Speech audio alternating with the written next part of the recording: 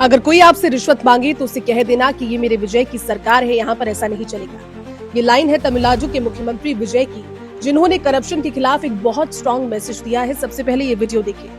हुआ कुछ यूं कि एक जनसभा को वो एड्रेस कर रहे थे, संबोधित कर रहे थे। इस दौरान सीएम विजय ने कहा कि उनकी सरकार में किसी भी अधिकारी या कर्मचारी को रिश्वत मांगने का हक नहीं है। अगर कोई पैसे मांगता है तो लोग बिना डरे इसका विरोध करें और साफ कहें कि ये मेरे विजय का शासन है, यहाँ पर ऐसा नहीं चलेगा।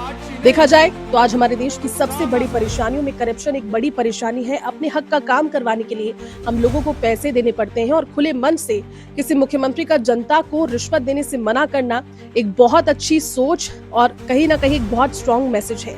अगर सिस्टम सच में इस तरह से बन जाए कि आम आदमी का काम बिना पैसे दिए हो तो शायद इस बात की जो कहा जा सकता है जो एक प्रतिक्रिया है वो पूरे देश में देखने को मिलेगी। लेकिन होता ऐसा नहीं है। देखना ये होगा कि सीएम विजय का जो मैसेज है वो सिर्फ भाषण तक रहता है या फिर ग्राउंड लेवल पर भी उसकी सख्ती के साथ पालना की जाती है। क्योंकि सबसे बड़ी बात तो यही है कि यार छोटे दफ्तर में आप चले जाइए या फिर बड़े दफ्तर में चले जाइए, बिना पैसे के काम होता नहीं है। और सब ये जो बात है उसको जानने के बावजूद इस पर लगाम अब तक नहीं लगा पाए हैं।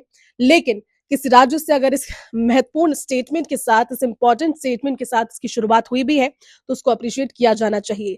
देखिए, सीएम विजय ने अपने शासन के दौरान अब तक थोड़ा जितना भी उनका अनुभव रहा है और कुछ महीने ही हुए हैं, लेकिन बहुत सारे ऐसे फैसले किए हैं जिनकर कहा जा सकता है कि उनकी सराहना हो रही है। लेकिन अब सबसे इंपॉर्टेंट बात, क्योंकि इतने हजारों लोगों के सामने इस बात को कहना कि करप्शन नहीं चलेगा इस राज्य में, इस बयान पर आपकी क्या राय है, खुलकर बताइए।